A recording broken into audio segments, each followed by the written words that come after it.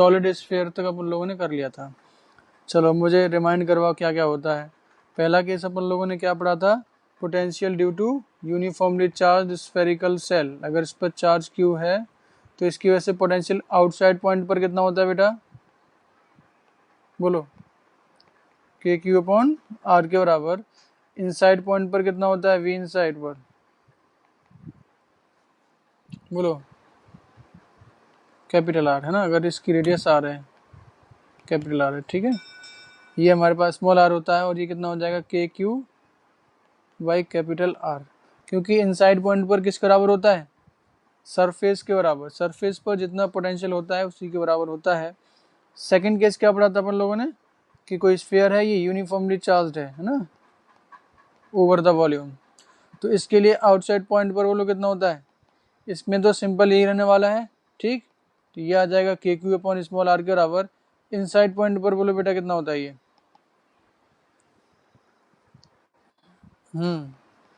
के q upon 2r Q.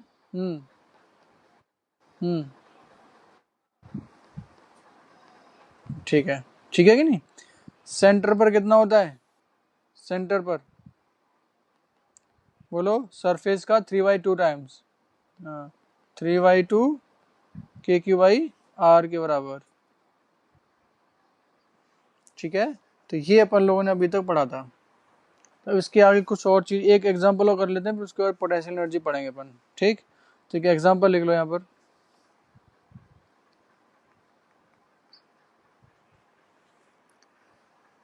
लिखो, n identical drops of liquid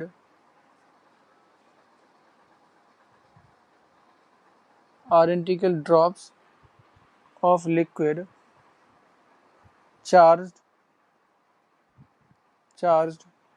up to a potential V naught, up to a potential V naught each,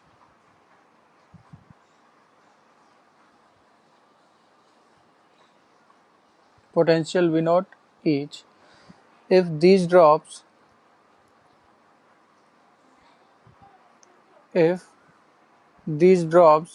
coalesce to form a single large drop, if these drops coalesce to form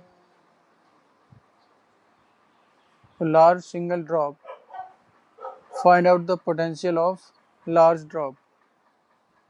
large drop का potential क्या होने वाला है, ध्यान रखना है। इसमें जो अपन लोग चार्ज अज्यूम करेंगे ओवर द सरफेस अज्यूम करेंगे, ठीक है कि नहीं। क्योंकि पोटेंशियल ऑफ द ड्रॉप का अगर मैं सॉलिड स्फीयर कंसीडर करूंगा तो हर जगह अलग अलग आएगा, ठीक है। यूनिफॉर्म किसकी वजह से होता है, uniformly charge over the surface होता है उस केस में। तो फटाफट से करो, सिंपल सा है कि हमारे पास n ड्रॉप्स हैं, आइडेंटिकल हैं, और हर एक का जो पोटेंशियल है वो v नॉट के बराबर गिवन है, ठीक है ना। अब इनको मिला करके, n ड्रॉप्स को मिला करके एक बड़ी ड्रॉप बनाई जाती है। तो आपसे पूछा जा रहा है कि उसका पोटेंशियल कितना होना चाहिए। किसी का आंसर आया बेटा, n टू द पावर 2/3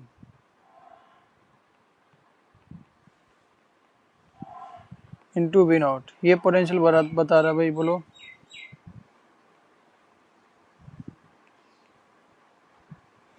और किसी का आंसर, और कोई आंसर बेटा,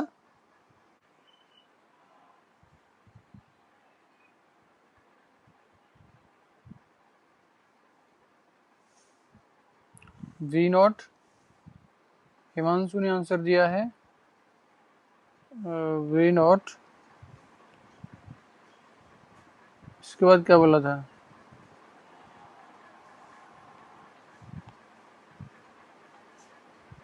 we naught by cube root of n।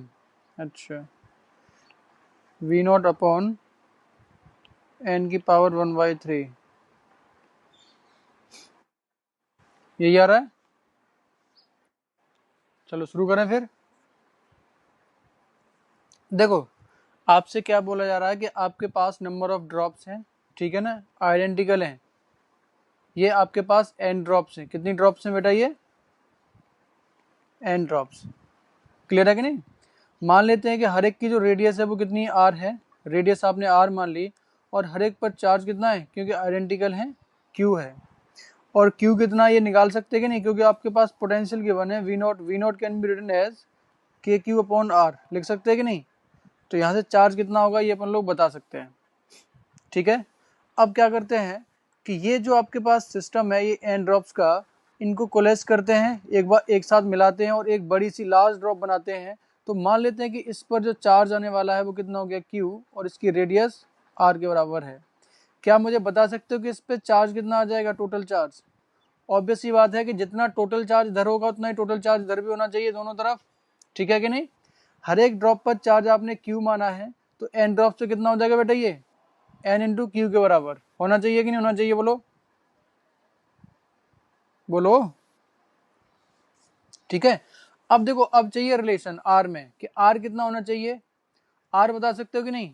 Volume conserve करवा दो दोनों तरफ, अगर ड्रॉप से उनको मिलाकर एक ड्रॉप बनाते हो तो वॉल्यूम टोटल दोनों तरफ बराबर होना चाहिए कि नहीं होना चाहिए? तो अगर मैं वॉल्यूम कंजर्व करवाऊंगा, ठीक है, तो इधर स्मॉल ड्रॉप्स कितनी है, एन के बराबर। एक ड्रॉप का जो वॉल्यूम हो जाएगा वो कितना हो जाएगा, 4π/3 into R cube can be written as. Bigger drop का वॉल्यूम कितना हो जाएगा बेटा, 4π/3 इंटू आर क्यूब, लिख सकते हैं कि नहीं? यहाँ से 4π/3 कैंसिल आउट हो गया, तो यहाँ से अपने को मिल जाएगा कि ये आर की वैल्यू कितनी हो जाएगी, एन की पावर 1/3 इंटू आर के बराबर होना चाहिए कि नहीं, बताओ। ठीक, अब लिखना अपने को पोटेंशियल पता करना था, रेडियस मिल गई और चार्ज पता चल गया, तो पोटेंशियल को मैं कितना लिख सकता हूँ, new potential can be written as k into q upon are के बराबर। तो ये आ जाएगा अपने पास, के इंटू क्यू की वैल्यू कितनी हो जाएगी, n into q upon r की वैल्यू हो जाएगी एन की पावर 1/3 इंटू आर। क्लियर है कि नहीं? अब देखो के क्यू बाई स्मॉल आर ये कितना है, वी नॉट के बराबर। ठीक है, तो ये कितना आ जाएगा, ये एन की पावर 1 माइनस 1/3 कितना हो जाएगा, 2/3 इंटू वी नॉट लिख सकता हूँ कि नहीं, इसको बताओ। देखो जरा आंसर चेक करो,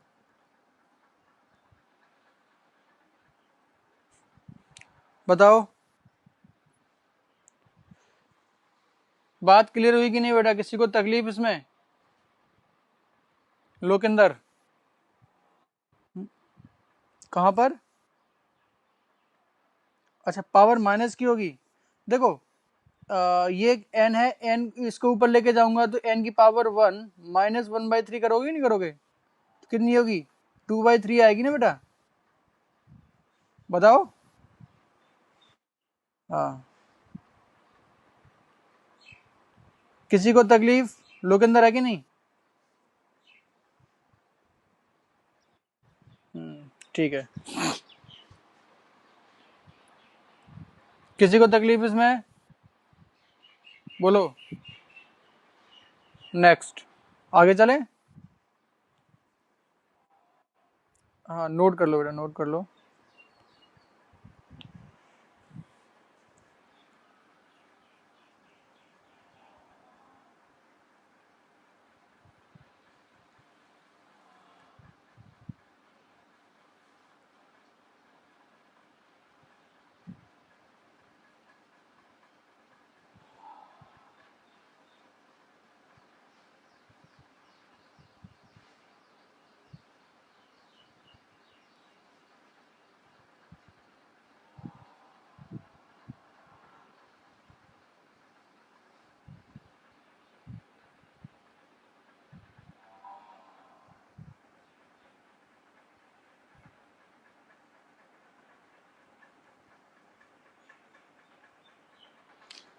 नोट हो गया बेटा? चलो चलो नेक्स्ट लिखो इसमें, electric potential energy. Electric potential energy,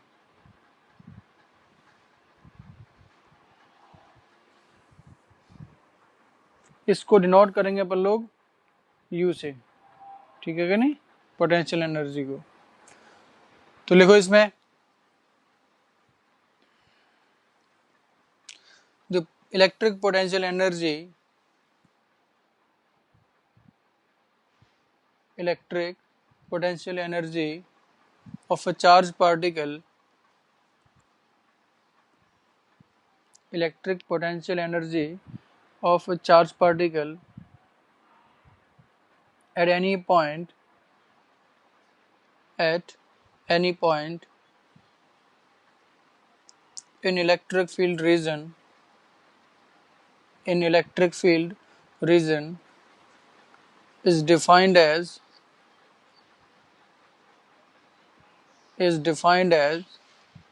the work done by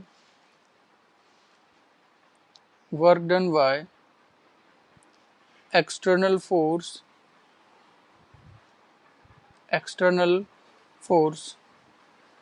against electrostatic force against electrostatic force in bringing the charge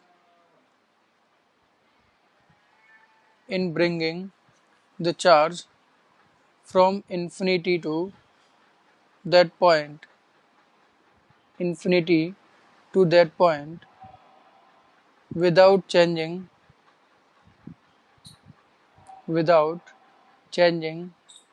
its kinetic energy without changing its kinetic energy.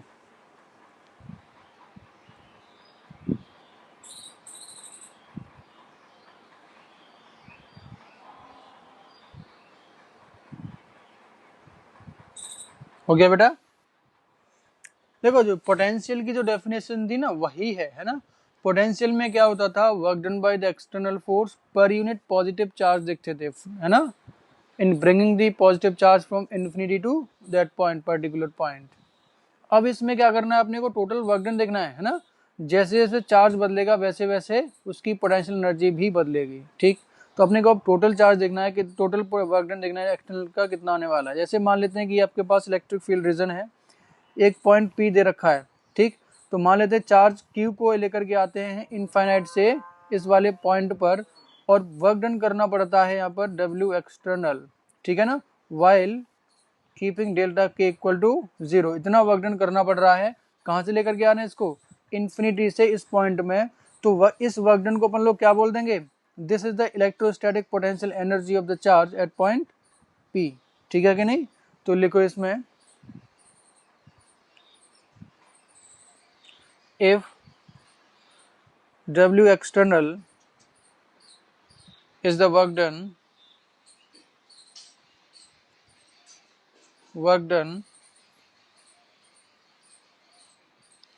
in bringing the charge Q from infinity to point P while delta K equal to 0, then potential energy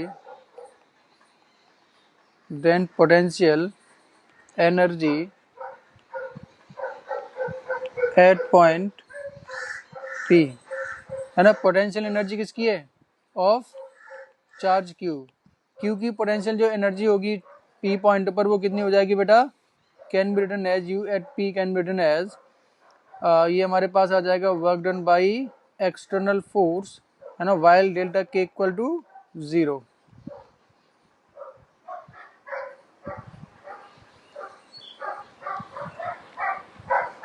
कहाँ से कहाँ तक लाने में किया अपन लोगों ने ये, बोलो। इसको मैं अगर ऐसे लिखूं थोड़ा सा और रिफाइंड वे में, इन्फिनिटी से P पॉइंट तक, ठीक है ना, while delta K equal to 0, इस तरीके से लिख लो। अब इसको पोटेंशियल की टर्म्स में लिख सकते हैं कि नहीं, इन टर्म्स ऑफ पोटेंशियल, है ना। अगर इस बार इस पॉइंट पर पोटेंशियल P है, बोलो बेटा,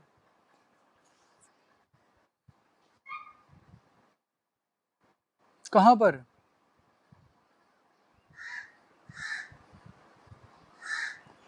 अच्छा वर्क डन देखो, इलेक्ट्रिक जब चार्ज को लेकर के आओगे without changing it's kinetic energy, तो वहां पर अगेंस्ट इलेक्ट्रोस्टैटिक फोर्स वर्क नहीं करना पड़ेगा, वहां पर इलेक्ट्रिक फील्ड रीजन है कि नहीं। हाँ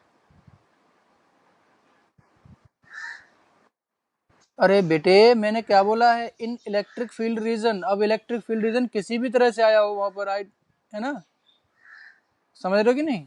हमें हमने क्या देखना है, हमें पोटेंशियल देखना है इन इलेक्ट्रिक फील्ड रीजन। अब वो इलेक्ट्रिक फील्ड रीजन कैसे क्रिएट हुआ है, कोई आपने सराउंडिंग में चार्ज रखा हुआ है या कुछ और अरेंजमेंट किया या सिस्टम ऑफ चार्जेस हैं, है ना। लेकिन हम तो बेसिक डेफिनेशन देख रहे हैं यहाँ पर। अगर यहाँ पर आइसोलेटेड है, कुछ है ही नहीं, चार्ज ही नहीं है, चार्ज ना होने का मतलब एकदम कहीं भी इलेक्ट्रिक फील्ड नहीं है, उस समय तो वर्क डन जीरो हो जाएगा ना, तो पोटेंशियल एनर्जी आएगी नहीं। और हम लोगों ने पहले भी पढ़ रखा था कि पोटेंशियल एनर्जी किसी एक पार्टिकल की नहीं दिखते हैं, बताया था कि नहीं तुम लोग 11th की क्लास में, है ना। Potential energy defined for the system, जब तक इंटरेक्शन ना होगा तब तक पोटेंशियल एनर्जी नहीं आएगी। तो यहाँ इंटरेक्शन चार्ज का होना चाहिए विद इलेक्ट्रिक फील्ड या अनोदर चार्ज, है ना, तब उसकी पोटेंशियल एनर्जी आएगी। क्लियर है कि नहीं। अब बताओ, अगर अपने को ये पता है कि Vp is the potential at point P, ठीक है ना, तो Vp को अपन लोग क्या लिख सकते हैं, वर्क डन अपॉन Q होता है कि नहीं होता, बताओ। तो यानी work done by external agent from bringing the charge from infinity to point P while delta K equal to 0, इसको मैं क्या ये लिख सकता हूँ कि नहीं, बताओ, बोलो। तो इसका मतलब है किसी पॉइंट का अगर पोटेंशियल पता है तो डायरेक्टली पोटेंशियल एनर्जी लिख सकते हैं कि नहीं, इन टर्म्स ऑफ पोटेंशियल। तो पोटेंशियल एनर्जी कितनी हो जाएगी बेटा, can be written as work done by external force from infinity to point P while delta K equal to 0, this also can be written as Q into Vp। ध्यान रखिए, देखो Vp क्या था, ये भी वर्क डन था, है ना, work done by external agent था, लेकिन पर यूनिट चार्ज था, ठीक है। अगर चार्ज Q है तो Q चार्ज को लाने में कितना करना पड़ेगा, Q इंटू Vp के बराबर। यूनिट क्या होगी बेटा इसकी, बोलो, यूनिट क्या आएगी, जूल एनर्जी, है ना, वर्क डन ही तो है, ये एनर्जी है। नोट कर लो इसको, हाँ नोट कर लो इसको। ये रिलेशन अपन लोग पहले ही देख चुके थे, है ना, ये पहले अपन लोग देख चुके थे, ये रिलेशन होता है।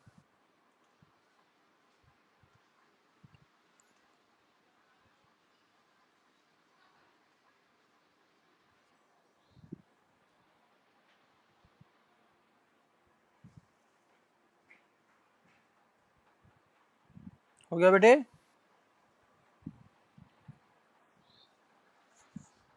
चलो नेक्स्ट। अच्छा एक बात बताओ, मैं वापस से पूछता हूँ, जैसे 11th की क्लास में पोटेंशियल एनर्जी को डिफाइन कैसे किया था, याद है किसी को कि नहीं। चेंज इन पोटेंशियल एनर्जी अपन लोगों ने बोला था कि change in potential energy this is equal to minus of work done by conservative force.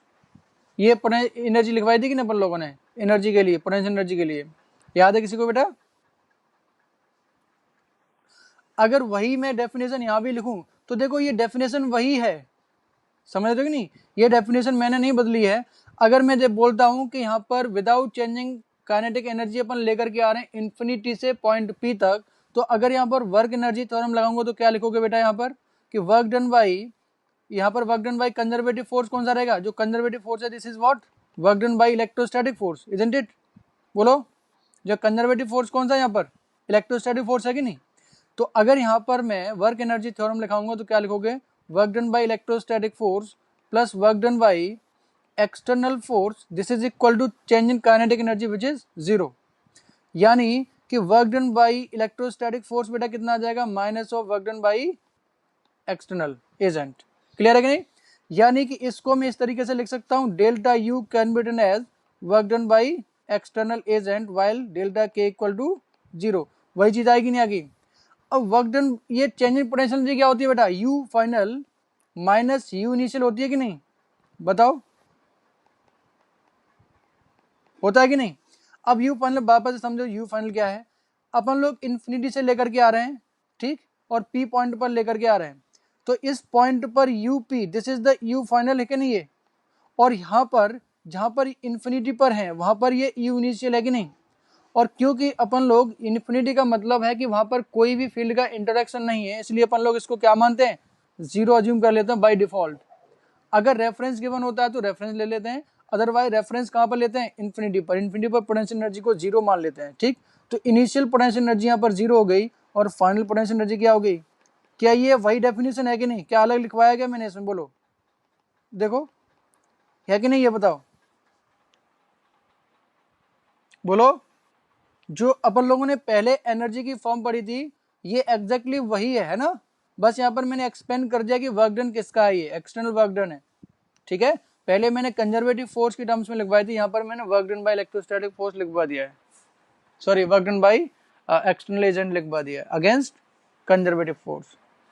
तो चाहो तो साइड में इसको लिख सकते हो याद रखने के लिए कि ये कुछ अलग नहीं है, वही वाली डेफिनेशन है जो अपन लोग पहले से पढ़ते हुए आ रहे हैं, ठीक है। नोट करना चाहोगे कि स्किप करूंगे, आगे चले अपन लोग, बोलो चलो नोट कर लो।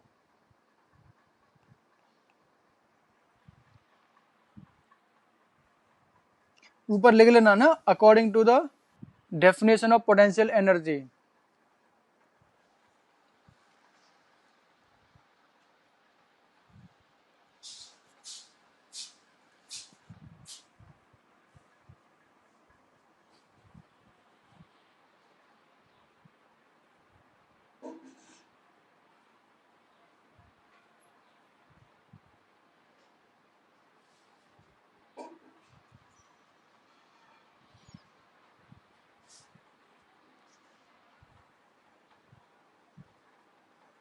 तो एक बात ध्यान रखना है कि जैसे ही अपन लोग रेफरेंस बदलते हैं वैसे ही पोटेंशियल एनर्जी बदल जाती है, ये अपन लोगों ने पहले भी पढ़ा था, मैं फिर से बोल रहा हूं, ठीक है।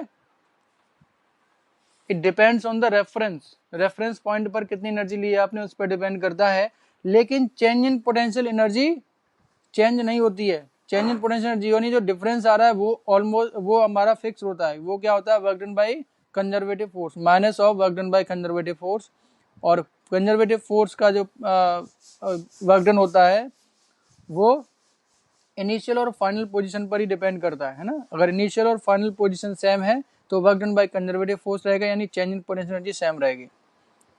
लेकिन जैसे अपन लोग रेफरेंस पॉइंट बदलेंगे वैसे ही पोटेंशियल एनर्जी बदल जाएगी, लेकिन change in potential energy same रहेगी फिर भी।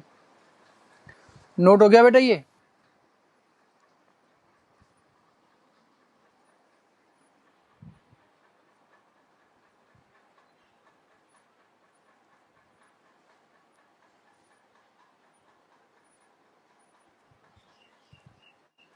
चलो अब लिख लो इसमें, चेंज इन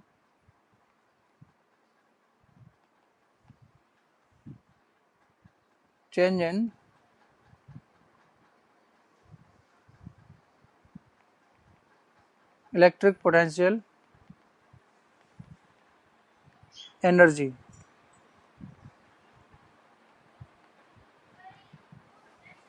चेंज पता है क्या, एक पॉइंट से दूसरे पॉइंट पर ले जा रहे हैं ना। अगर इसको डिफाइन करना है, जैसे हमारे पास कोई इलेक्ट्रिक फील्ड रीजन है, दिस इज है ना, ये हमारे पास इलेक्ट्रिक फील्ड रीजन है, एक पॉइंट ए है एक पॉइंट बी है ना। अगर ए और बी के बीच में पोटेंशियल एनर्जी में चेंज निकालना चाहूं तो कैसे डिफाइन करोगे, ए से बी तक के लिए कोई बता सकता है कैसे डिफाइन करना होगा चेंज इन पोटेंशियल एनर्जी, बोलो बेटा। एग्जैक्टली सेम है, ठीक है कि नहीं। ये भी हमारे पास वही डेफिनेशन पहले भी थी, वहां पर हमारे पास इनिशियल पॉइंट इन्फिनिटी था, वहां पर जीरो लिख लिया था अपन ने, और कुछ भी फर्क नहीं पड़ता है, ठीक है कि नहीं। तो चाहे यहाँ पर लिख लो इसको, the change in potential energy, change in potential energy is defined as the work done by external force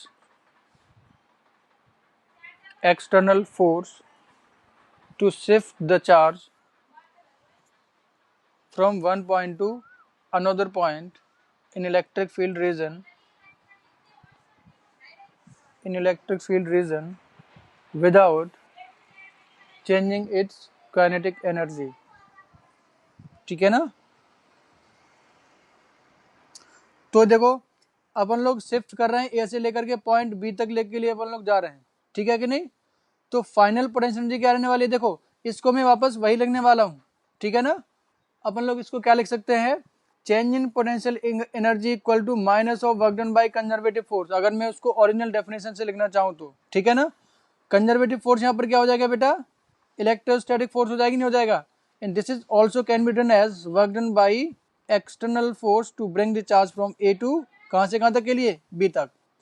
final point कौन सा है इसमें बेटा, बी है कि नहीं, तो यू बी माइनस यू ए, ठीक है कि नहीं।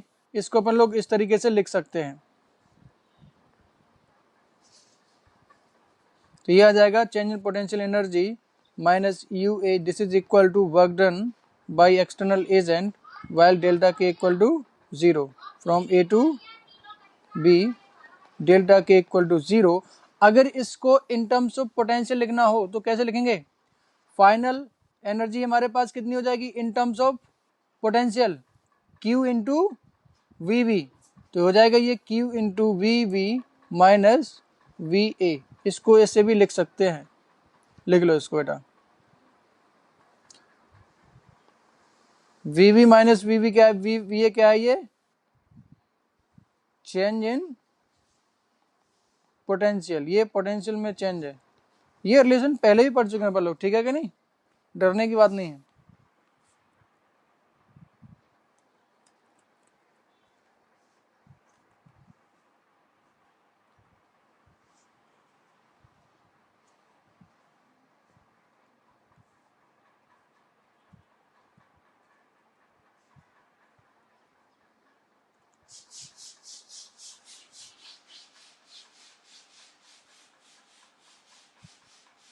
हाँ बोलो।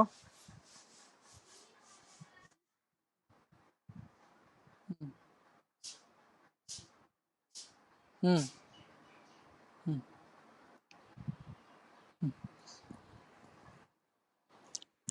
क्या हो गया बेटा फिर से, हम्म, ठीक। हाँ वहां पर 0 हो जाएगा, वर्क डन करना ही नहीं पड़ेगा, ठीक है कि नहीं। इसका मतलब क्या है कि हर जगह पोटेंशियल एनर्जी सेम है। अगर वर्क डन 0 हो गया इसका मतलब क्या होगा बेटा, कि पोटेंशियल एनर्जी हर जगह सेम है चार्ज की। जैसे ही आपके पास कोई भी इक्विपोटेंशियल सरफेस है ना, अब इसके अलोंग आप लेकर के जाओगे ए से लेकर के पॉइंट बी तक, क्योंकि इसका भी पोटेंशियल वही है, इसका भी पोटेंशियल वही है, ठीक। तो आपको कोई वर्क डन नहीं करना पड़ेगा। इसके केस में work done by external agent कितना हो जाएगा, 0, ठीक है ना। यानी चेंज इन पोटेंशियल एनर्जी भी कितनी हो जाएगी, 0, ठीक है कि नहीं। और इक्वी पोटेंशियल है, तभी तो अपन लोगों ने इसको लिखवाया भी था, मैंने इसको इक्वी पोटेंशियल सरफेस में कुछ प्रॉपर्टीज लिखवाई थी कि नहीं, कि इक्वी पोटेंशियल सरफेस से एक पॉइंट से दूसरे पॉइंट तक शिफ्ट करने के लिए, चार्ज को शिफ्ट करने के लिए कोई भी वर्क डन नहीं करना पड़ता है, ठीक है ना। Work done by external agent is 0, लिखवाया ये चीज मैंने। और क्यों नहीं करना पड़ता है, ये दिख रहा है कि नहीं अपने को, क्योंकि दोनों का पोटेंशियल सेम है, यानी कोई वर्क डन नहीं करना पड़ेगा।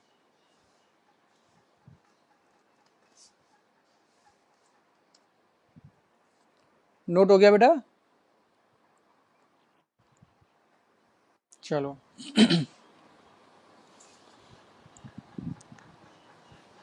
लिखो पोटेंशियल एनर्जी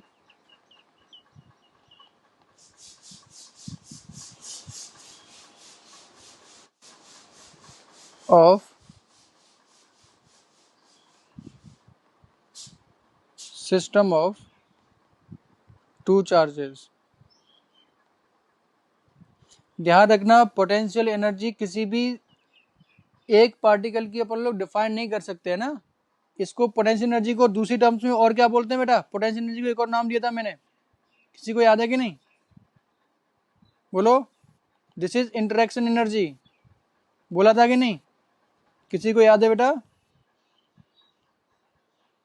इसको अपन लोग और दूसरे नाम से क्या बोलते हैं, दिस इज इंटरेक्शन एनर्जी। जब तक दो पार्टिकल्स का इंटरेक्शन ना हो तब तक वहां पर पोटेंशियल एनर्जी नहीं आएगी, ठीक है कि नहीं। अगर मैं सिंपल एक चार्ज रख देता हूं, कहीं भी इलेक्ट्रिक फील्ड रीजन नहीं है, यानी कोई इंटरेक्शन हो नहीं रहा है, इसका मतलब पोटेंशियल एनर्जी कितनी है उसकी, जीरो है ना। जब तक इंटरेक्शन नहीं होगा तब तक पोटेंशियल एनर्जी जीरो, जब इंटरेक्शन ना शुरू होगा उसके बाद पोटेंशियल एनर्जी आती है। चलो देखो, अब देखो अपने को बताना है कि इंटरेक्शन एनर्जी यानी potential energy of a system of two charges, दो चार्जेस आपके पास रखे हुए हैं, ठीक। इस अरेंजमेंट के पास देखो, एक चार्ज यहाँ पर रखा है Q1, दूसरा चार्ज Q2 यहाँ पर रखा है, इसमें सिस्टम की एनर्जी कितनी होगी, ठीक है, ये अपने को बताना है। तो यहाँ पर एक चीज लिख लो इसमें, पोटेंशियल एनर्जी, और इसको लिख सकते हैं इंटरेक्शन एनर्जी, ठीक है कि नहीं।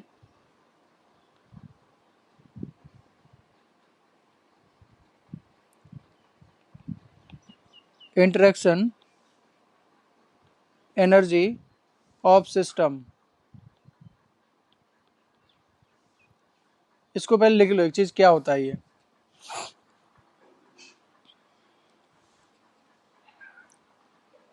लिखो, potential energy of system,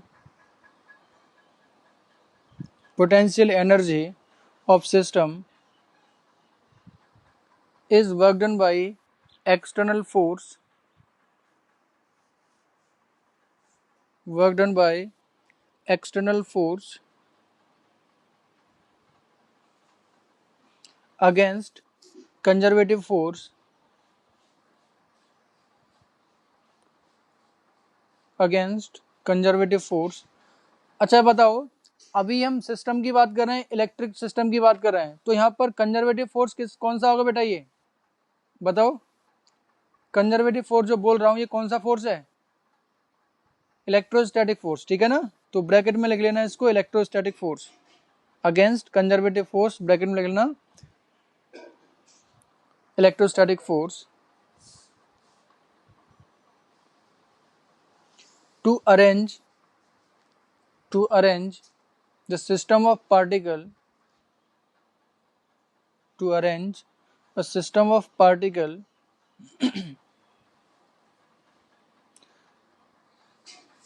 in a given configuration, in the given configuration from infinity।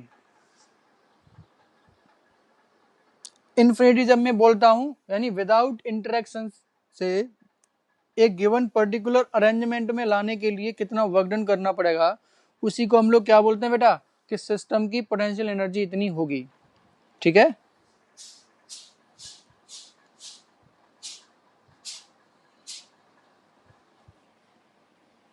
ठीक है बेटा कि नहीं। अब देखो, अब जैसे इस सिस्टम की मुझे पोटेंशियल एनर्जी चाहिए कितनी होगी, यानी कि इस सिस्टम को अरेंज करने में, ये हमारे पास जो सिस्टम है इसको अरेंज करने में कितना वर्क डन करना पड़ेगा, यानी अभी इन दोनों के बीच में कुछ ना कुछ इंटरेक्शन हो रहा है कि नहीं हो रहा है, बोलो, ठीक है ना। जब ये इन्फिनिटी पर है उस समय कोई इंटरेक्शन नहीं है, फिर जब मैं इस अरेंजमेंट में लेकर के आऊंगा तो आपको कुछ इलेक्ट्रोस्टैटिक फोर्स के अगेंस्ट वर्क डन करना पड़ेगा, और वो वर्क डन उस सिस्टम की पोटेंशियल एनर्जी में स्टोर हो जाएगा। क्लियर है कि नहीं। तो इसके लिए देखो कैसे करते हैं, जैसे मान ले कि हमारे पास अभी तो सिस्टम के अंदर सिर्फ दो चार्ज हैं, मान लेते हैं कि नंबर ऑफ, मान लो कि सिस्टम के अंदर इस तरीके से चार्ज है, Q1 Q2 Q3 Q4, इस तरीके से अरेंजमेंट है, ठीक। तो क्या करेंगे कि पहले मैं क्या करूंगा कि सबसे पहले इन्फिनिटी से Q1 को लेकर के आऊंगा, ठीक है। अभी मान लेता हूं कि अभी आपने कोई भी चार्ज सिस्टम नहीं रखा हुआ है, ये एकदम खाली, कुछ भी नहीं रखा अभी। तो जैसे ही अभी कुछ भी नहीं रखा है, तो जब मैं इस सिस्टम के अंदर पहला चार्ज लेकर के आऊंगा, Q1 को लेकर के आऊंगा इन्फिनिटी से इस पर्टिकुलर पॉइंट पर, तो इसमें वर्क डन कितना करना पड़ेगा बेटा, इसको जीरो वर्क डन, ठीक है कि नहीं, क्योंकि कोई इंटरेक्शन नहीं है तो जीरो वर्क डन करना पड़ेगा। उसके बाद क्या होगा कि आपने ये वाला फिक्स कर दिया है ना, इस चार्ज को फिक्स किया।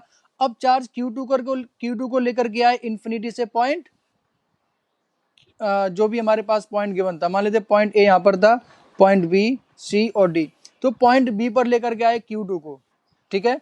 अब वर्क डन करना पड़ेगा कि नहीं करना पड़ेगा, बोलो बताओ। क्या Q2 को यहाँ पर लाने में वर्क डन करना पड़ेगा, अब एब्सोल्युटली करना पड़ेगा।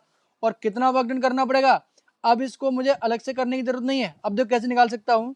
आप Q2 को लेकर के आ रहे हो इन्फिनिटी से इस पॉइंट पर, तो सिंपली अगर इस पॉइंट का पोटेंशियल पता हो मुझे, ये पोटेंशियल पता है, तो सिंपली जो पोटेंशियल एनर्जी होगी यानी जो वर्क डन करना पड़ेगा वो क्या, वो उसको मैं Q इंटू वी भी लिख सकता हूँ कि नहीं, और Q की जगह कितना हो जाएगा Q2, बताओ, होना पड़ेगा नहीं। या इसको मैं बोल सकता हूँ this is the potential energy of two, due to किसकी वजह से आ रहा है, ये वर्क डन किसकी वजह से करना पड़ रहा है इसको, अगेंस्ट Q1। ये जो आ रहा है, ये पोटेंशियल आ रहा है बेटा, ये किसकी वजह से आ रहा है, ये वाला, ये चार्ज Q1 की वजह से आ रहा है कि नहीं आ रहा है, ठीक है कि नहीं। यानी इसी चीज को जो वर्क डन करना पड़ेगा, इसको मैं पोटेंशियल एनर्जी भी बोल रहा हूँ, किसकी, टू की with respect to one, due to one. यानी अब देखो ध्यान दो बेटा, ये यहाँ तक तो क्लियर हो गया था ना, जब Q1 को लेकर के आए थे वर्क डन कितना करना पड़ा, 0। फिर Q2 को लेकर के आए तो आपको इस पॉइंट पर लेके आना है, तो इस पॉइंट पर कुछ ना कुछ पोटेंशियल है कि नहीं, किसकी वजह से है, ये Q1 की वजह से, ठीक है ना। तो वर्क डन कितना करना पड़ेगा इसको, Q2 इंटू वी के बराबर। अब मान लेते हैं कि थर्ड चार्ज Q3 को लेकर के आए अपन लोग इन्फिनिटी से यहाँ तक। अब यहाँ पर वर्क डन करना पड़ेगा, मान लेते हैं W3, ठीक, और ये वर्क डन कितना हो जाएगा, Q3 into potential at point, बोलो सी पॉइंट पर होगी नहीं होगा। अब बताओ ये पोटेंशियल किसकी वजह से आ रहा है, ये नेट पोटेंशियल चाहिए अपने को। तो यहाँ पर सिस्टम के अंदर कौन कौन से चार्ज है, Q1 और ऑलरेडी Q2 यहाँ पर अवेलेबल है। तो इस पॉइंट पर जो पोटेंशियल अभी अवेलेबल होगा वो Q1 और Q2 दोनों की वजह से आएगा। क्लियर है कि नहीं, है कि नहीं, बोलो। Yes sir. तो क्या मैं ये बोल सकता हूँ कि ये जो potential energy, this is also the potential energy of charge Q3, और ये पोटेंशियल एनर्जी जो चार्ज Q3 की वो किसकी वजह से है, Q1 और Q2 की वजह से, ठीक है। अब उसके बाद क्या करेंगे, फोर्थ चार्ज लेकर के आएंगे। अगेन मैं देखने को वर्क डन कितना करना पड़ेगा, सारे वर्क डन को ऐड कर देंगे, है ना। जो नेट वर्क डन आ रहा है उसी को अपन लोग क्या बोलेंगे, पोटेंशियल एनर्जी ऑफ सिस्टम। समझ में आया कि नहीं बेटा, हाँ। तो वही काम यहाँ पर करने वाले हैं।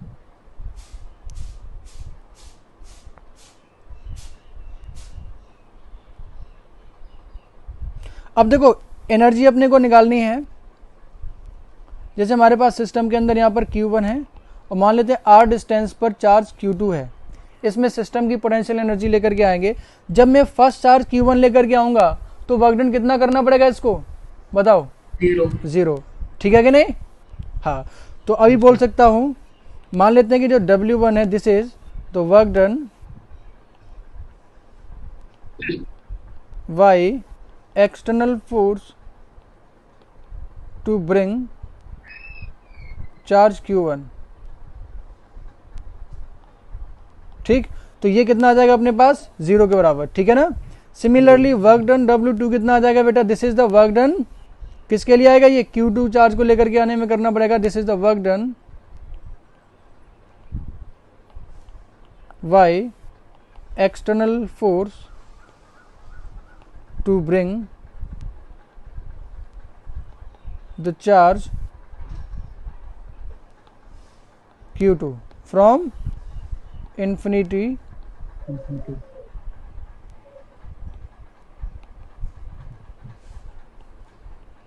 to given point। इस पॉइंट पर लाने के लिए वर्क डन करना पड़ेगा। तो क्या इस W2 को मैं बोल सकता हूँ, ये कितना हो जाएगा बेटा, बोलो, Q इंटू, हाँ, Q2 into potential at point. मान लेते हैं कि ये पॉइंट A है और ये पॉइंट B है, ठीक है ना। Potential at point B। ये पोटेंशियल किसकी वजह से है बेटा, बता सकते हो कि नहीं, VV is the potential at point B। किसकी वजह से, ये ड्यू टू Q1। क्या इसको मैं K into Q1 upon R लिख सकता हूँ कि नहीं, बोलो। तो इसकी जो वैल्यू सब्स्टिट्यूट करूंगा तो W2 can be written as K into Q1 Q2 upon R, ठीक है ना। तो टोटल वर्क डन कितना हो जाएगा बेटा, ये टोटल अगर मैं वर्क डन देखूं तो work done by external agent कितना आ जाएगा बेटा, K into Q1 Q2 upon R, लिख लो। This is the work done to arrange the system, यानी this is the potential energy of the system, ठीक है, इस तरीके से लिखते हैं कि दो आपके पास सिस्टम ऑफ चार्ज गिवन है, तो दोनों की जो हमारे पास सिस्टम की पोटेंशियल एनर्जी आएगी वो कितना आएगी, इसमें K into Q1 Q2 upon R। और इसको अपन लोग एक और नाम से बोल सकते हैं, this is also can be written as, देखो इसको अगर मैं अरेंज करूं तो ऐसे बोल सकते हैं K into Q1 upon R into Q2।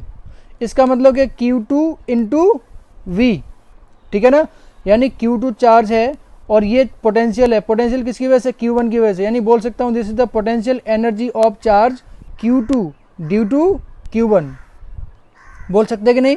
और इसी को मैं अगर अरेंज ऐसे कर दूं K into Q2 upon R into Q1, लिख सकते हैं कि नहीं। तो इसको मैं क्या बोलूँगा पोटेंशियल एनर्जी के टर्म्स में, this is the potential energy of charge, किसकी है ये, Q1 की due to Q2। So this is also the potential energy of Q1 due to Q2 and potential energy of Q2 due to Q1। ठीक है, लिख लो इसको बराबर से, यहाँ तक नोट कर लो, मैं आगे वो पॉइंट भी लिखवा दूंगा।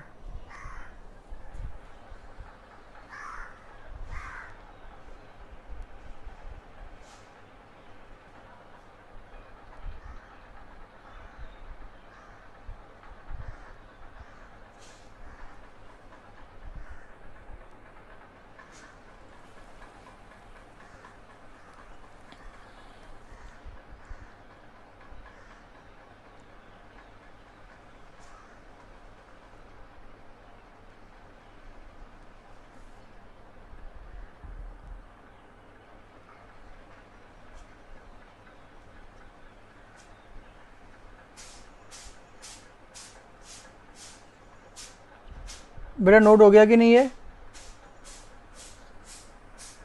एक मिनट।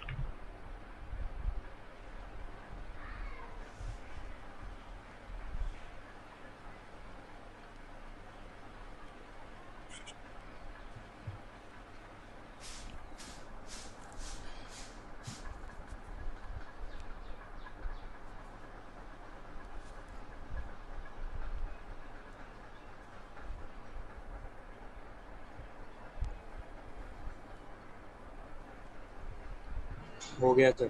हो गया, चलो अब इसी चीज़ को लिख लेना बेटा इन terms of potential energy of simple charge. तो बोल सकते हैं पोटेंशियल एनर्जी, आपसे सिंपल किसी एक चार्ज की पोटेंशियल एनर्जी भी पूछी जा सकती है, ठीक है कि नहीं, potential energy of charge Q1, ठीक है ना, इसको लिख रहा हूं मैं U1 due to charge Q2, यानी potential energy of charge 1 due to 2, this is also equal to potential energy of 2 due to 1 which is equal to K into Q1 Q2 upon R। अगर दोनों के बीच में अपने को distance पता है तो उन दोनों की वजह से एक दूसरे की जो पोटेंशियल एनर्जी होगी वो कितनी हो जाएगी, K Q1 Q2 upon R। इसको मैंने लिखा है U12। सिमिलरली U21 क्या है, potential energy of charge 2 due to 1।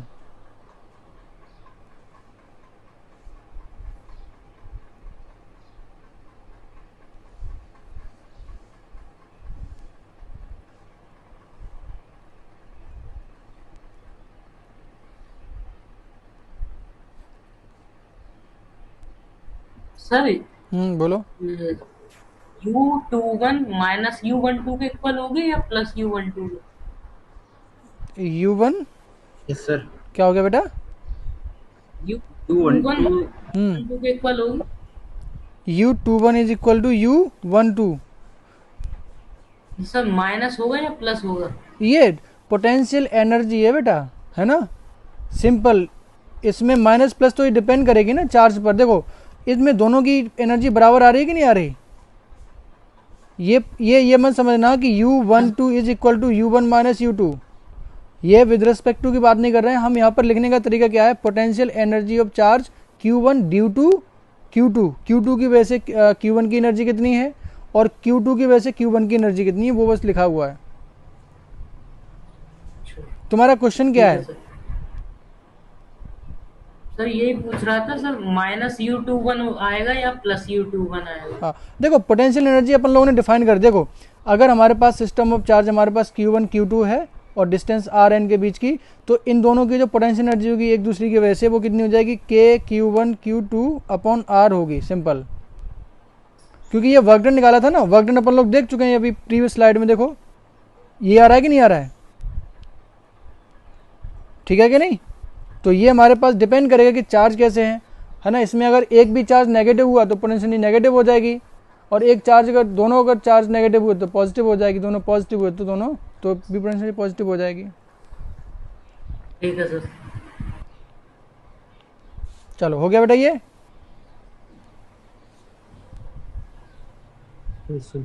चलो अब इस पर बेस्ड कुछ एग्जांपल कर लेते हैं ना। तो एग्जांपल लिखो। अच्छा, ये माइनस का तुम्हारे दिमाग में आया कैसे कि माइनस क्यों होना चाहिए, बोलो? पोटेंशियल एनर्जी नेगेटिव भी तो हो सकती है, इसलिए। हो सकती है ना, है ना। अच्छा नेगेटिव हो सकती है इसलिए पूछा है हमने, ठीक है। तो वो तो देखो, जैसे ऐसे समझ लो इसको, जैसे कोई इलेक्ट्रिक फील्ड रीजन है इस पॉइंट पर, है ना। मान लेते हैं हमारे पास P पॉइंट है, हम चार्ज Q2 देखना है कि Q2 की एनर्जी, अगर Q2 को मैंने इस वाले पॉइंट P पॉइंट पर रख दिया तो इस पर पोटेंशियल एनर्जी Q2 की कितनी हो जाएगी, वो सिंपली अपन लोग पहले ही डिफाइन कर चुके हैं, कितनी होती है कि नहीं होती। अब ये Vp किसी की वजह से हो सकता है। अब ऐसे समझ लो कि जैसे मुझे देखना है कि Q1 की वजह से Q2 पर, है ना, इस वाले पर, यानी कि अब Q2 की एनर्जी चाहिए तो इस पॉइंट का पोटेंशियल एनर्जी चाहिए, पोटेंशियल चाहिए कितना होता है, ठीक है ना।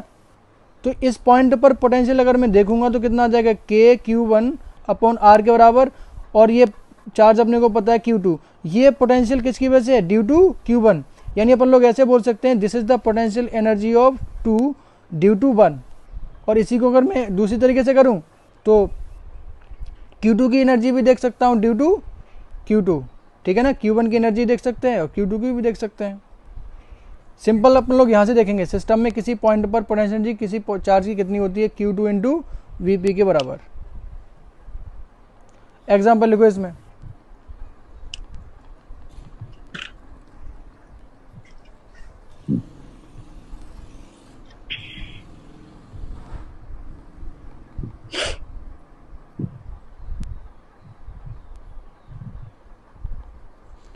देखो एक प्लस चार्ज है यहाँ पर, ठीक है ना, ये फिक्स्ड है, ठीक है। इसकी लाइन जॉइनिंग के अलोंग एक इन्फिनिटी से एक दूसरा चार्ज Q2 जिसका मास अपने को गिवन है m के बराबर, इसको एक वेलोसिटी u से मैंने इसको प्रोजेक्ट किया फ्रॉम इन्फिनिटी, है ना, और लार्ज सेपरेशन से इसको मैंने प्रोजेक्ट कर दिया है टुवर्ड्स द चार्ज Q1। तो लिखो इसमें क्वेश्चन, बना लो इसको फटाफट से पहले।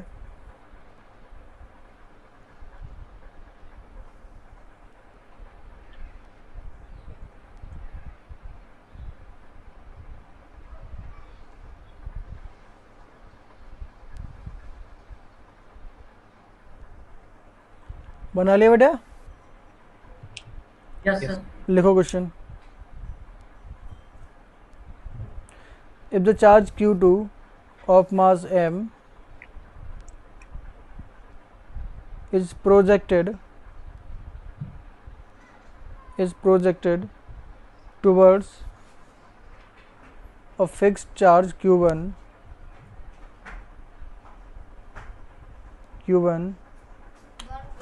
from a large distance distance as shown in figure, as shown in figure. Find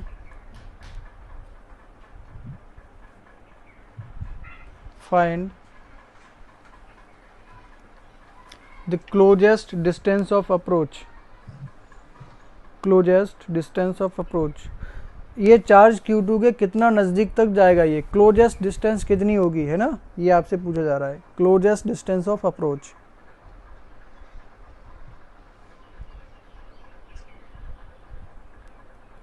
try करोगे?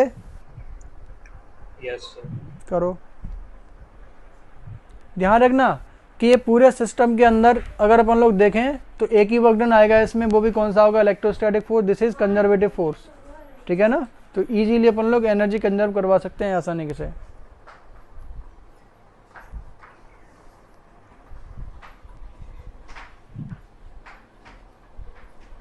टू के Q1 Q2 upon mu square. हाँ बोलो बेटा.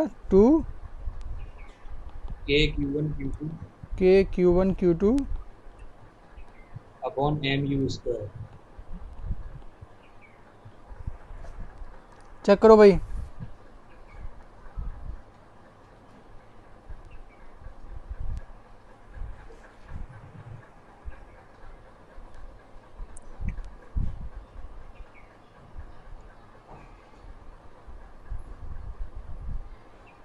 सही है सर. यही है. सही है सर. सही है. ठीक है. देखो Yes, sir. क्या करेंगे कि मान लेते हैं क्लोजेस्ट डिस्टेंस ये है हमारे पास, यहाँ तक चार्ज आ जाता है इस वाले पॉइंट तक. यहाँ तक आकर के क्या हो रहा है, ये वापस जा रहा है. देखो तब तक अप्रोच करता रहेगा जब तक इसकी जो वेलोसिटी इसके तरफ रहेगी, है ना. जैसे ही वेलोसिटी यहाँ पर जीरो हो जाएगी वैसे ही लौटना शुरू कर देगा. तो जब क्लोजेस्ट डिस्टेंस पर ये पहुंचेगा, this is the closest distance, यहाँ पर वेलोसिटी कितनी हो जाएगी इसकी, जीरो के बराबर, ठीक है ना.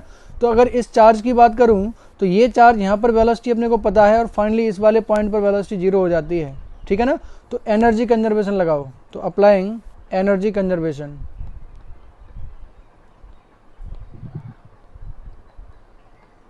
Energy conservation. अगर एनर्जी कंजर्वेशन लगाऊंगा तो क्या करोगे इसमें, बोलो बोलो. K initial plus U initial equal to K final plus U final. लिख सकते हैं कि नहीं. अब बताओ इसमें इनिशियल एनर्जी कितनी है. इनिशियल एनर्जी बेटा कितनी है काइनेटिक एनर्जी सिस्टम की, क्योंकि ये तो हमारे पास रेस्ट पर ही है, ये इसकी सिर्फ आएगी, वो भी कितनी होगी इसकी, half m into you square. Initial potential energy system की कितनी है बताओ, क्योंकि लार्ज सेपरेशन है कि नहीं, लार्ज सेपरेशन है, इसका मतलब पोटेंशियल एनर्जी कितनी है इसकी, जीरो है.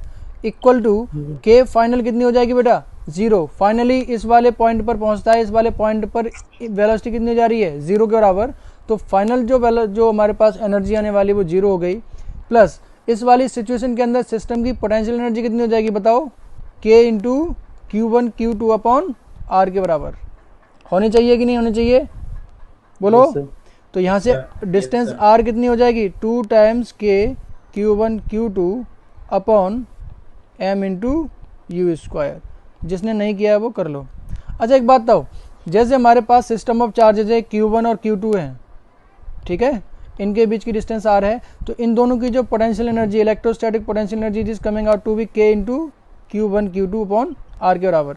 अगर वही मैं आपसे ये पूछता हूँ कि दो मास है यहाँ पर, एक m1 और m2, इनके बीच का सेपरेशन r के बराबर है, तो भी इनमें यहाँ पर पोटेंशियल एनर्जी कितनी होगी, Gm1 M2 अपॉन R. हाँ जी. Yes. क्या हो जाएगी बेटा, Gm1 M2 अपॉन R. लेकिन ध्यान रखना क्योंकि यहाँ पर फोर्स ऑलवेज अट्रैक्टिव होता है, इसलिए ऑलवेज यहाँ पर पोटेंशियल एनर्जी नेगेटिव में लिखी जाती है, बस इतना सा फर्क रहेगा. क्लियर है कि नहीं, ठीक है सर. है ना. इसमें देखो अट्रैक्टिव कब होगा, Q1 Q2 में, जब एक चार्ज नेगेटिव होगा तो उस समय पोटेंशियल एनर्जी कैसी हो जाएगी, नेगेटिव. लेकिन आपको पता है कि अगर मासेस की बात कर रहा हूँ, दो मास है तो ऑलवेज एक दूसरे को अट्रैक्ट ही करते हैं, ठीक है ना. तो पोटेंशियल एनर्जी बाय डिफॉल्ट इसमें नेगेटिव लिखना अपने को, ठीक है कि नहीं, minus Gm1 M2 upon are के बराबर. नोट कर लिया बेटा ये. Yes, sir. चलो नेक्स्ट लिखो.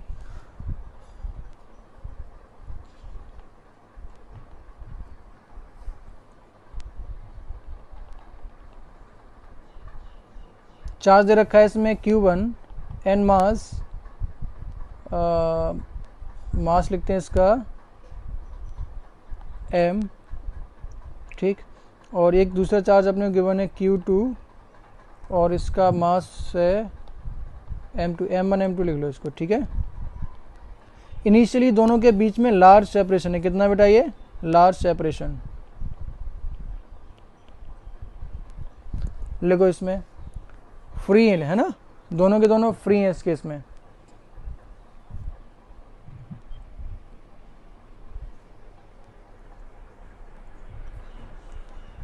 बनाओ बेटा इसको।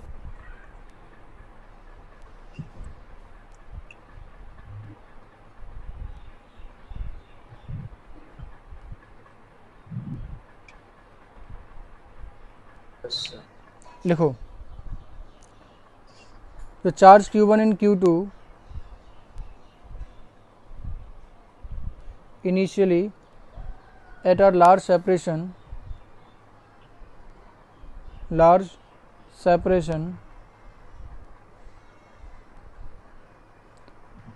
and free to move if charge Q2 is projected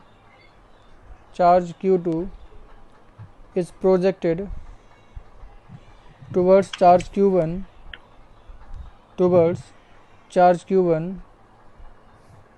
with initial velocity v0,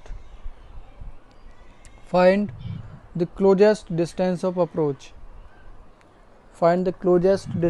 approach, initial velocity v0। ऐसा करो इसका मास में थोड़ा m1 m2 हटा दो, है ना, कॉम्प्लिकेशन करना है अपने को। ऐसा करते हैं इसको इनिशियली में मास m और m रखो इसमें, है ना, दोनों सेम मास दे रखे हैं, m और m ही रखो इसमें ना, चार्ज Q1 और मास m, दूसरा चार्ज Q2 और मास m। अगर ये कर लोगे तो वो भी कर लोगे, उसमें कोई दिक्कत नहीं है, ठीक है। ट्राई करोगे बेटा इसको? Yes sir. ट्राई करो। Yes sir.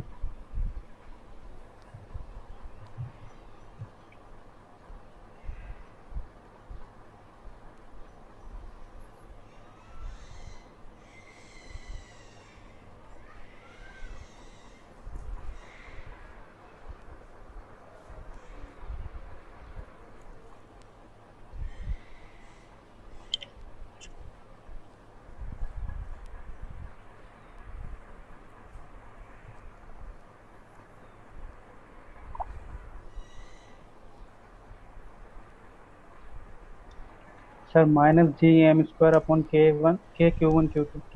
कितना आ रहा है बेटा? R equal to minus G M square minus G आ रहा है। जी क्या है? Gravitational constant. ग्रेविटेशनल कांस्टेंट कहाँ से आ गया इसमें? अच्छा तुम जी मान रहे हो ना, इसमें इनके अट्रैक्शन को नेग्लिजिबल मान लो, है ना, क्योंकि इलेक्ट्रोस्टैटिक जो फोर्स ऑफ अट्रैक्शन है ना, वो बहुत ज़्यादा होता है ग्रेविटेशनल में। अगर दोनों एक्ट कर रहे हैं तो वहाँ पर इसको इग्नोर कर देना है, ग्रेविटेशनल को पर इग्नोर कर, क्योंकि ये पार्टिकल है, पहली बात तो मास बहुत कम है यहाँ के, तो यहाँ पर अट्रैक्शन अपन लोग जीरो मान के चलेंगे, है ना। ये तब इफेक्टिव होता है कि जब मास बहुत लार्जर हो, जैसे एक अर्थ है और दूसरा पार्टिकल कुछ ले रखा है ना, उसमें अट्रैक्शन आएगा तो बात चलती है। यहाँ दो पार्टिकल हैं, पार्टिकल के बीच में अट्रैक्शन जो भी आने वाला है वो ऑलमोस्ट नेग्लिजिबल होता है, ठीक है। तो जो भी अट्रैक्शन वगैरह रिपल्सन आने वाला है वो किसका आने वाला है बेटा? इलेक्ट्रोस्टैटिक्स का। हाँ बेटा, क्या नाम है इसका? वो क्या दे रहे थे जवाब बेटा, बोलो इसको। 4k Q1 Q2 upon mv square. 4k Q1 Q2 upon mv square. mv0 square. और कोई आंसर बेटा? 2 आ रहा है सर। कितना आ रहा है बोलो? 2k Q1 Q2 अपॉन, ये तो पहले वाला भी आ रहा था, ध्यान रखना। पहले ये वाला फिक्स था, अब ये फिक्स नहीं है, ठीक है। जैसे इधर आएगा ये मूव करना शुरू कर देगा, हाँ बोलो बेटा। अच्छा सर ठीक। K Q one Q two upon M V naught square. K Q one Q two upon M into V naught का स्क्वायर, ये आ रहा है। Yes sir. चलो और कोई आंसर इसमें? और प्रीवियस वाले क्वेश्चन में फ़र्क समझो। पहले वाला क्वेश्चन जो चार्ज Q1 था दैट वाज द फिक्स, है ना। जब ये Q2 पास आएगा तो वो मूव नहीं करेगा, लेकिन अभी क्या होगा, जैसे पास आएगा चार्ज Q1 भी मूव करना शुरू कर देगा।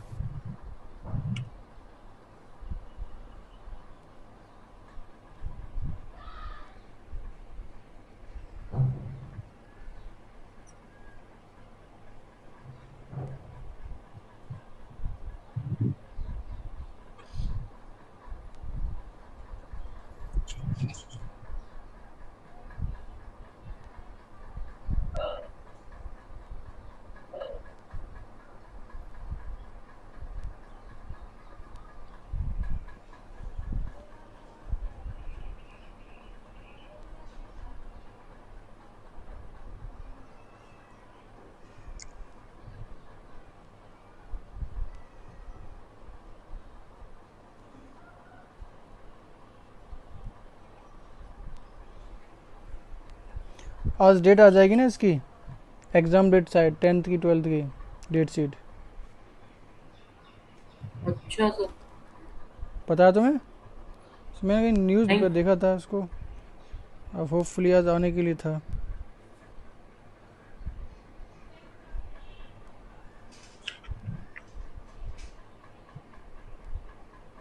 आया कि नहीं बेटा आंसर? अब है आंसर आया कि नहीं? K1 सही आ रहा है, बोलो ये वाला आ रहा है। कौन के सा? Q1 Q2 upon M V अच्छा। Naught square. ये वाला लोकेंदर, ऐसे ही लोकेंदर आंसर आया कि नहीं? नहीं आ रहा सर। नहीं आ रहा है? अरे और किसका नहीं आ रहा आंसर?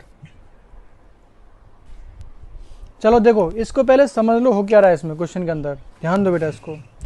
जैसे हमारे पास एक चार्ज Q2 है, दूसरा चार्ज Q1 है, ठीक है कि नहीं? हाँ ठीक, चार्ज Q1 और Q2 है, ठीक, लार्ज सेपरेशन पर हैं। जैसे ही मैं इसको प्रोजेक्ट करूंगा तो इनके बीच में कुछ ना कुछ force of attraction, force of repulsion आएगा नहीं आएगा? बताओ, आना चाहिए, बोलो। Yes sir. ठीक है, जैसे ही फोर्स ऑफ रिपल्सन आएगा यहाँ पर, तो जैसे जैसे आएगा वैसे वैसे होगा क्या, देखो अब इसमें फोर्स ऑफ रिपल्सन होगा तो इस वाले चार्ज पर इस डायरेक्शन में फोर्स लगेगा, उतना ही अमाउंट में इस वाले पर इस डायरेक्शन में लगेगा, ठीक है कि नहीं? अब होगा क्या कि ये वाला चार्ज इस डायरेक्शन में एक्सेलरेट करना शुरू करेगा, यानी इसकी वेलोसिटी इंक्रीज करना शुरू करेगी फ्रॉम जीरो, और इसकी वेलोसिटी वी नॉट से अब डिक्रीज करना शुरू करेगी। क्लियर है कि नहीं? बात समझ में आ रही कि नहीं? ठीक है, ये भी इधर मूव करने लगा और ये भी अभी इधर मूव करने लगा। अब इसमें देखो ये कब तक, इनके बीच की डिस्टेंस कब तक कम होती जाएगी, कब तक कम होती रहेगी, बताओ कोई मुझे बता सकता है? जब तक नॉट जीरो नहीं हो जाए। वी नॉट जीरो नहीं हो जाए, है दोनों की वेलोसिटी सेम नहीं है। बराबर ना हो जाए। ठीक है, देखो क्या होगा, देखो देखो एक चीज़ समझ लो, दो पार्टिकल अगर एक की वेलोसिटी आगे वाले की ज़्यादा है, पीछे वाले की वेलोसिटी कम है, तो सेपरेशन बढ़ेगा, है ना। और अगर आगे वाले की वेलोसिटी कम है, पीछे वाले की वेलोसिटी ज़्यादा है, तो इसका मतलब सेपरेशन क्या करेगा, कम होगा। अब हो क्या रहा है, देखो ये वाली वेलोसिटी लगातार जीरो से इंक्रीज हो रही है, डिक्रीज हो रही है। एक इंस्टेंट ऐसा आएगा जिस इंस्टेंट पर आने के बाद दोनों की वेलोसिटी बराबर हो जाएगी, ये भी v से मूव करने लगेगा और ये भी v से मूव करने लगेगा। क्लियर है कि नहीं? ठीक, अब इसके बाद क्या होगा, क्योंकि अभी भी इस पर फोर्स इधर लग रहा है और इस पर फोर्स इधर लग रहा है, अब इसकी वेलोसिटी ये बढ़ जाएगी और ये कम हो जाएगी। तो नेक्स्ट इंस्टेंट पर, इस इंस्टेंट के आने के बाद अब इनके बीच में सेपरेशन कम होना शुरू होगा, बढ़ना शुरू करेगा, बढ़ना शुरू करेगा, है ना। यानी कि मिनिमम सेपरेशन कब रहेगा, जब दोनों पार्टिकल सेम वेलोसिटी से मूव करना शुरू करेंगे। क्लियर है कि नहीं? ये चीज़ अपन लोग उसमें पढ़े थे नहीं, सेंटर ऑफ मास के अंदर, बोलो, उसमें स्प्रिंग मास सिस्टम था, है ना। फोर्स, जो फोर्स दोनों के बीच में लग रहा था वो स्प्रिंग फोर्स था। अभी यहाँ पर फोर्स इलेक्ट्रोस्टैटिक फोर्स है और कुछ भी डिफरेंस नहीं है। क्लियर है कि नहीं? तो इस एक पॉइंट को नीचे नोट कर लेना इसको, ठीक है। यहाँ पर इस सिचुएशन को ड्रॉ कर लो, जिसको समझ में नहीं आया वो इसको बना लो, ठीक है। तो इस वाले केस में क्या रहेगा, मिनिमम सेपरेशन आएगा इस वाले केस में, मिनिमम सेपरेशन। इस फिगर को ड्रॉ कर लो, एक पॉइंट लिख लो उसके बाद।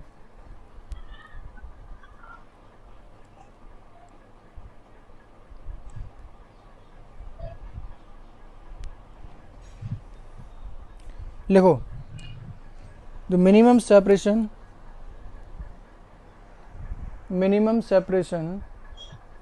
between the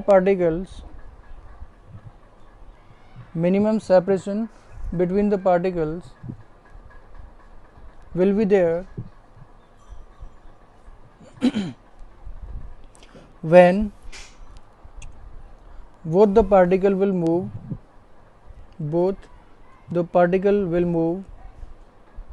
with the common velocity अच्छा, ये कॉमन वेलोसिटी कौन सी होती है, पता है कि नहीं? कोई बता सकता है मुझे? This is the velocity of centre of mass. ये सेंटर ऑफ मास की वेलोसिटी होती है, याद है कि नहीं बेटा? Yes sir. अगर सेंटर ऑफ मास की वेलोसिटी निकाल के देखना उस समय वही आएगी। तो ये बात क्लियर हुई कि नहीं कि दोनों के बीच में मिनिमम सेपरेशन कब आएगा? जब दोनों सेम स्पीड सेम वेलोसिटी के साथ मूव करना शुरू कर देंगे। ठीक है कि नहीं?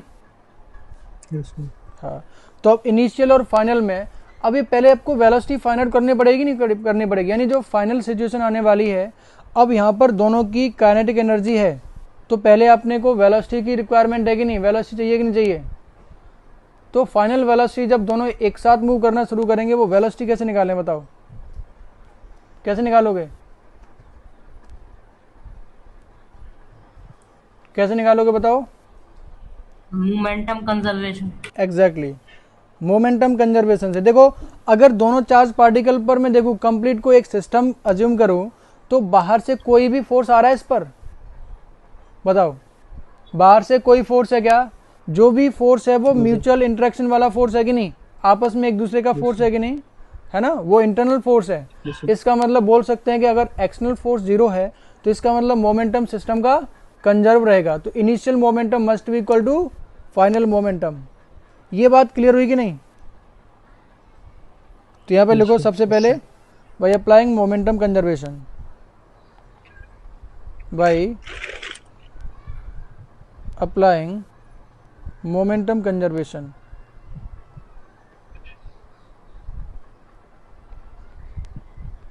मोमेंटम कंजर्वेशन अप्लाई करो। इनिशियल मोमेंटम अपने को पता है कि नहीं? बोलो, इनिशियल मोमेंटम, एक चार्ज पार्टिकल सेम है लेकिन दूसरा वाला मूव कर रहा है विद वेलोसिटी v0 के बराबर से। ठीक है कि नहीं? तो m इंटू v0 हो जाएगा कि नहीं हो जाएगा? फाइनली क्या हो रहा है देखो, ये मास m, ये भी मूव कर रहा है v से और ये भी मूव कर रहा है v से। जब कॉमन वेलोसिटी हो जाए, क्योंकि हमें इसी सिचुएशन में r चाहिए कि नहीं चाहिए बताओ?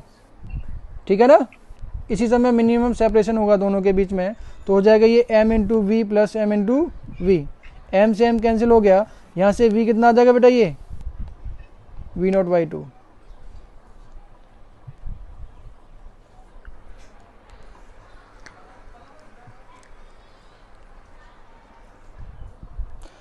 क्या ये velocity of centre of mass है कि नहीं?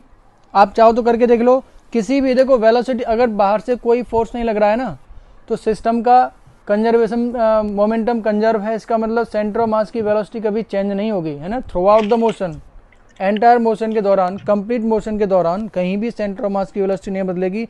तो सेंटर ऑफ मास की वेलोसिटी किसी भी इंस्टेंट पर देख लो, जैसे इनिशियल इंस्टेंट पर देखो, ये पार्टिकल का मास, ये वेलोसिटी v0, इस पार्टिकल का मास ये, और इसकी जो वेलोसिटी इनिशियली कितनी थी? 0 थी।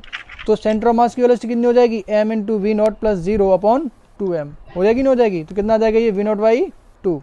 तो डायरेक्टली बोल सकते हैं कि सेंटर ऑफ मास की वेलोसिटी के बराबर आने वाला है। क्या ये सेम v0/2 आ रहा है कि नहीं आ रहा है?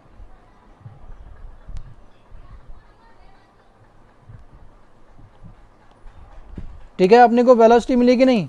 अब यहाँ पर एनर्जी कंजर्वेशन अप्लाई करो। Applying energy conservation, applying energy, ये सारा का सारा 11th वाला पोर्शन है। ठीक है ना? एनर्जी कंजर्वेशन बोलो, u initial plus k initial must be equal to u initial plus k u final, k final. Initially potential energy कितनी थी बेटा सिस्टम की? बोलो, सिस्टम की पोटेंशियल एनर्जी कितनी थी? 0। Initially kinetic energy Q1 charge move नहीं कर रहा था, सिर्फ Q2 चार्ज मूव कर रहा था, तो कितना हो जाएगा बेटा, हाफ इंटू वी नॉट का square must be equal to, जब दोनों के बीच में सेपरेशन अपने को पता है R के बराबर है, इस पर चार्ज Q1, इस पर चार्ज Q2, ठीक है ना, तो पोटेंशियल एनर्जी कितनी हो जाएगी बेटा finally, K into Q1 Q2 upon R plus K final कितना हो जाएगा, बोलो इसकी एनर्जी कितनी हो जाएगी, half into M V naught Y two का स्क्वायर। अब जितनी एनर्जी इसकी उतनी एनर्जी इसकी भी होगी, तो दो से मल्टीप्लाई कर दिया, हमें कंप्लीट काइनेटिक एनर्जी चाहिए। सॉल्व करके बताओ आर की वैल्यू कितनी आ रही है।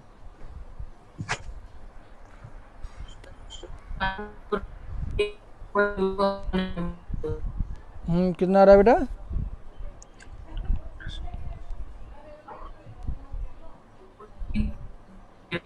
आवाज नहीं आ रही बेटा अभी, आपका लगता है नेटवर्क स्लो है। अब है 4k q1 Q2 upon MV naught 4k Q1 Q2 upon m into M V naught square. ये पहले किसी ने मुझे आंसर दिया, किसने दिया था ये आंसर,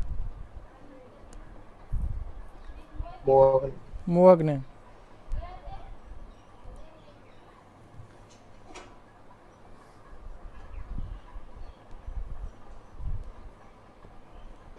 इसमें बेटा किसी को तकलीफ तो नहीं है, बोलो।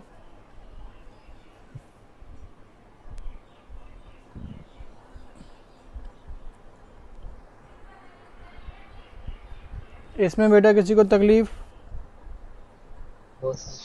ठीक है, कोई तकलीफ नहीं, चलो तो आज के लिए क्लास यहीं पर क्लोज करें। अब देखो कल के लिए तुम्हारे लिए जो होमवर्क रहने वाला है, पार्ट 1 में, पार्ट 1 के अंदर, ठीक, पार्ट 1 पार्ट 2 दोनों ही है ना, पार्ट 1 और पार्ट 2, उसमें सेक्शन सी पढ़ रहे थे मन लोग, सी, सेक्शन सी ये कर रहे थे। इसमें कहाँ तक क्वेश्चन हो गए थे, C7 तक हो गए थे, 7 तक। तो रिमेनिंग जितने भी क्वेश्चन बचे हुए हैं इसके, ठीक है, सेक्शन सी के अंदर रिमेनिंग क्वेश्चन जितने भी हैं वो सारे के सारे क्वेश्चन करने हैं अपने को, हो जाएंगे नहीं हो जाएंगे, शायद 14 क्वेश्चन बचे होंगे दोनों मिला करके, है ना, 7 एक में है, दूसरे में भी 7 ही है शायद, कर पाओगे, सर। ठीक है। तो ये कल के लिए आप लोगों का होमवर्क रहेगा, है ना।